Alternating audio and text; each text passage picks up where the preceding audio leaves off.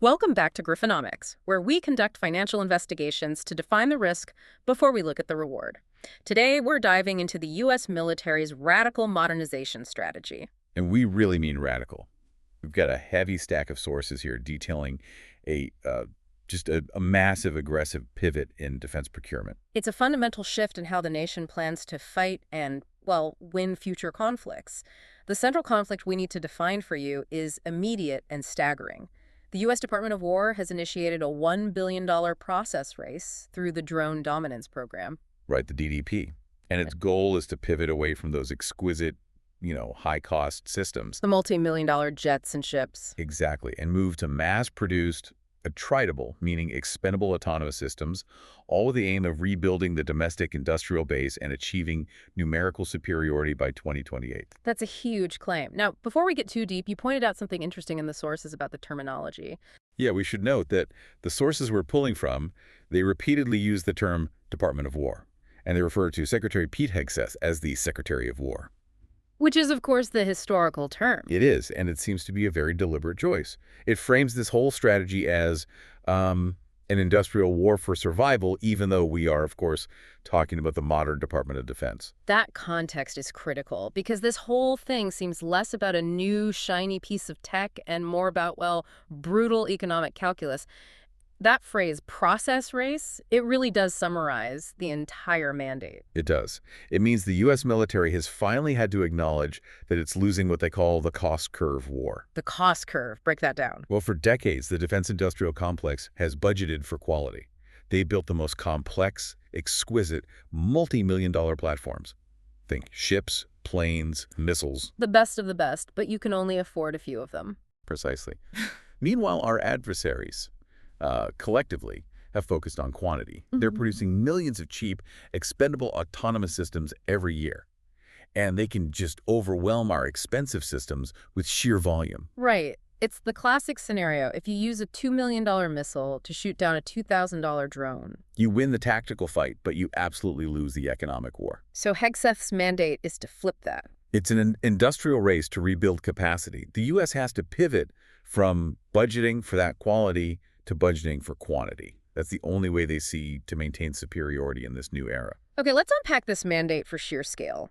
You, the listener, need to understand this isn't about fielding a few secret systems. The focus is explicitly volume over perfection.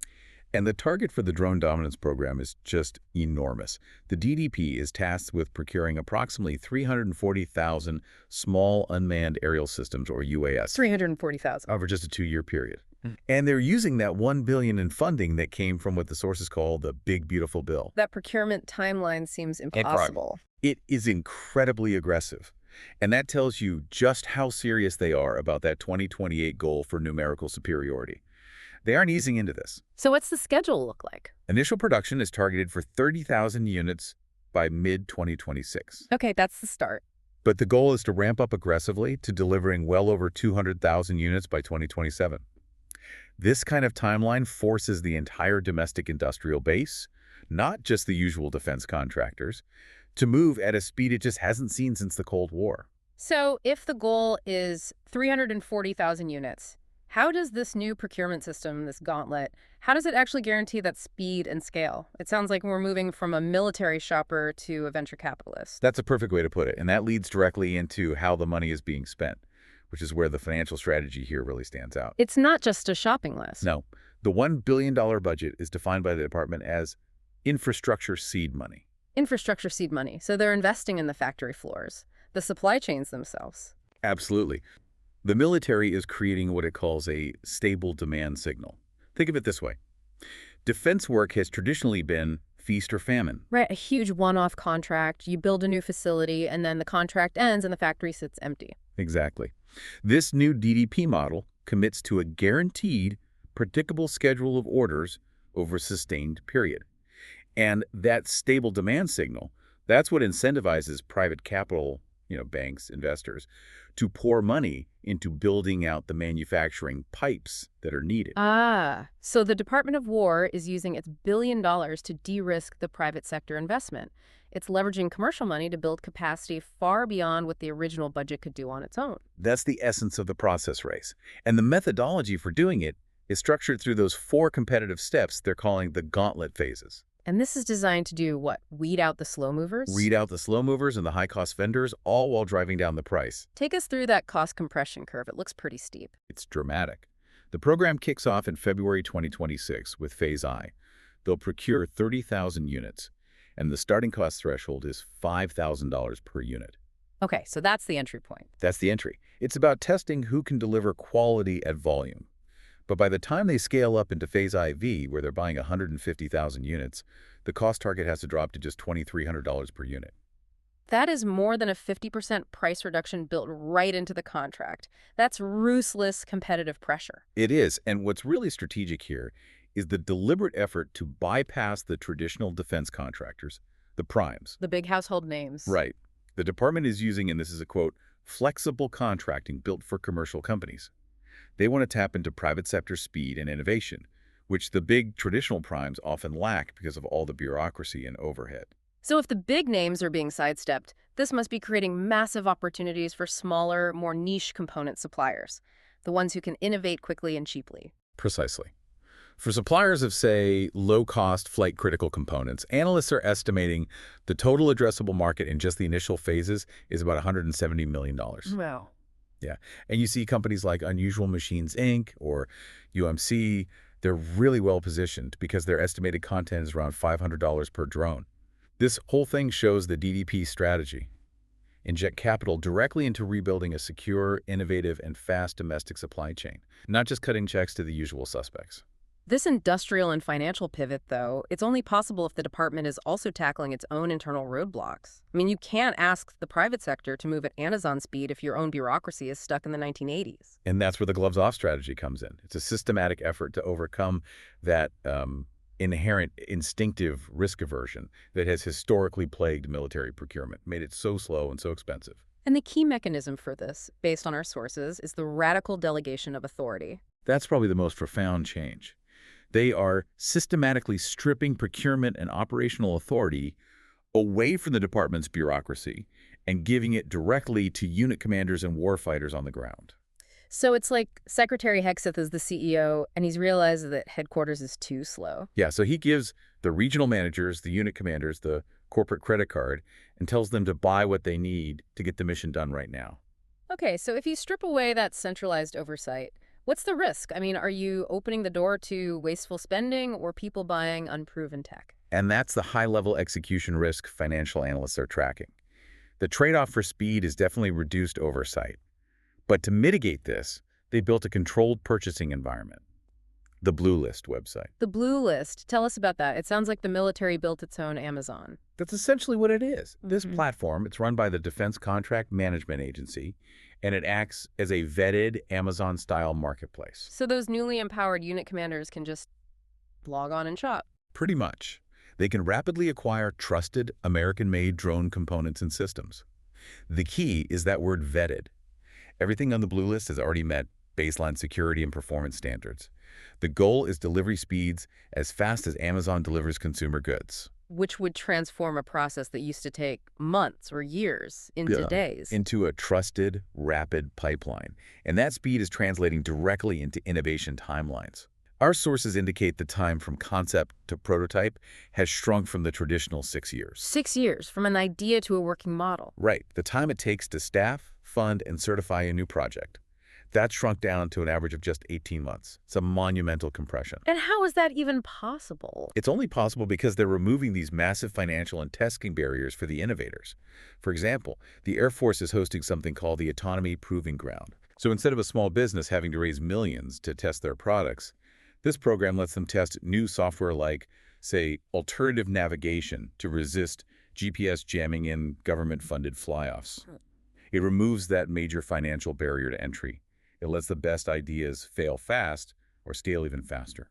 That is a comprehensive, offensive industrial overhaul. But the reality is the U.S. homeland is already facing this threat from cheap, small drones, which means you need a massive defensive strategy, too. You do. And that defensive pillar is centralized under the Joint Interagency Task Force 401, or JIATF 401. Another new organization. This one's commanded by Brigadier General Matt Ross, and it has a whole-of-government mission. It's designed to defend the homeland and secure the borders by integrating data from the DoD, the FBI, Homeland Security, and the FAA. It's an unprecedented fusion of civilian and military intelligence focused on a new kind of air threat. What kind of threat are they mobilizing against domestically that requires a task force of this scale? The numbers must be pretty serious. The immediate data is alarming. JIATF 401 is addressing approximately 60,000 drone incursions seen just south of the southern border in the past year alone. 60,000. For you listening, that's nearly 165 incursions a day. Right, requiring constant attention from agencies that historically were not focused on tracking kinetic air threats. The whole goal for JIATF 401 is to achieve a common air picture by fusing secret military radar with unclassified commercial sensors to track every single one of these small threats. And the training has to transform just as quickly as everything else. Where are they teaching warfighters how to operate in this new, what they call transparent battle space? That's all happening at the Joint CUAS University, or JCU, down at Fort Sill, Oklahoma. This is the War Department's only joint training center for counter-drone operations. So students from all the services go there? All branches. Army, Navy, Air Force, Marines, they all come through to learn both how to operate these systems and, just as importantly, how to counter them. And they're not just learning general principles, right? They're getting into the specifics of enemy hardware. Absolutely. The curriculum focuses on 24 specific commercial off-the-shelf airframes. They learn to identify blue air, which is friendly, and red air, which are threat systems. Can you give us an example? Sure. They studied the tiny, highly advanced Black Hornet drone that's often used for close-range recon, but they also train against aggressive platforms like the IF-1200 hexacopter, which is fast, robust, and can travel up to 70 miles per hour. And the university itself is using that same innovation mindset to save money. They are. The JCU staff recognize that, shooting down training drones is incredibly expensive. Practice usually runs about $1,000 per drone per use. Which adds up fast. It does. So they implemented a cost-saving innovation. The staff uses 3D printing to create realistic target drones. This one innovation cuts the cost of shooting practice in half, making high-volume, realistic training affordable at scale. Okay, moving to kinetic solutions. What happens when jamming isn't enough? What's the actual physical countermeasure being fielded to ground troops? That's where the BLADE system comes in. It stands for Ballistic Low-Altitude Drone Engagement System. BLADE. And what does it do? It integrates precision radar and CUAS fire control software directly with a piece of equipment that's already out there called the Sirocco turret. Sirocco turret. Can you define that for the listener? Sure. Sirocco turret is the common remotely operated weapon station. It's the computerized turret that usually mounts heavy weapons, like the M250 Cal, on vehicles like the Stryker. Right. And it's normally used against ground targets. Traditionally, yes. Ground vehicles or infantry. The BLADE system is essentially the software and sensor upgrade that allows that same Sirocco turret to rapidly track and engage the erratic small targets of a drone swarm. It makes drone engagement possible for ground units that previously just had no effective answer. So we have the manufacturing overhaul, the bureaucratic reform, accelerated innovation, and comprehensive defense. What does this massive shift look like on the battlefield today? Operationally, the impact is immediate, and it's structural. CNETCOM has already launched Task Force Scorpion Strike, which is the first squadron dedicated entirely to one-way attack drones in the Middle East. So this isn't theoretical, it's happening now. It is a fundamental reorganization of combat power. At the same time, the Army is moving to replace older manned attack helicopter formations with inexpensive drone swarms capable of overwhelming adversaries through sheer numerical superiority. And they're forcing the culture to change through training, mandating these force-on-force drone wars in exercises. Right, to simulate the modern reality where commanders have to adjust to that transparent battle space we mentioned. That idea of a transparent battle space is key. It means everything is visible, monitored by cheap sensors and drones. There's no hiding. Exactly. Commanders can't rely on traditional maneuvers or stealth anymore. They have to rely on speed, on volume, and on expendability. It's a total institutional shift. So we look for a final strategic verdict here. The Department of War is basically shifting its entire economic posture. You can summarize the whole intent of the DDP with the industrial analogy our sources use. The Department of War is shifting from being a Formula One racing team, high cost, low volume, exquisite custom systems, To becoming a Toyota factory. a Toyota factory. Mass-produced, affordable, standardized vehicles designed for numerical superiority and affordability. Moving from perfection to practical expendability, it's a complete transformation of military economics. It is. However, this aggressive timeline and this whole philosophical shift, they carry inherent execution risk that we have to define. The entire transition relies very heavily on the commercial sector's ability to instantly surge capacity. To build that Toyota factory in 2 years, basically. And that's a huge ask. Yeah. And this rapid mandatory ramp-up, it affects the financial stability of the companies involved. How so? Well, financial analysts are noting that even with the billion-dollar budget secured, the industrial base faces high execution risk. And that's due to the sheer uncertainty of administrative processes ramping up this quickly. Specifically, they're predicting lumpy revenue recognition. Lumpy revenue recognition. For those who don't know the term, what does that mean for these manufacturers? It means the cash flow won't be smooth and predictable. Mm-hmm. You know, the initial administrative hurdles, getting contracts finalized, meeting certification goals, it could mean that big contract payments suddenly drop all at once after long delays. Or stop and start again. Right, and that instability makes financial planning very difficult for the companies that are supposed to be building these new manufacturing pipes. The process race is financially volatile, even if it is strategically necessary. What stands out is just the sheer breadth of this pivot. 340,000 units on order. The prototype cycle shrunk from 6 years to 18 months, giving commanders the corporate credit card and creating an Amazon-style parts store. The foundation for future warfare has been completely reset. The transformation is undeniable. And you define the strategic imperative right at the start, stopping the cycle of shooting down cheap drones with $2 million missiles. This new model aims to make autonomous, lethal warfare systems affordable and truly expendable. So the final question for you to consider is this. When a decisive battlefield weapon is priced to be disposable, what are the long-term strategic and ethical implications for conflict escalation and for the future of global stability? That's a thought that will occupy us for a long time. Risk defined, portfolio protected.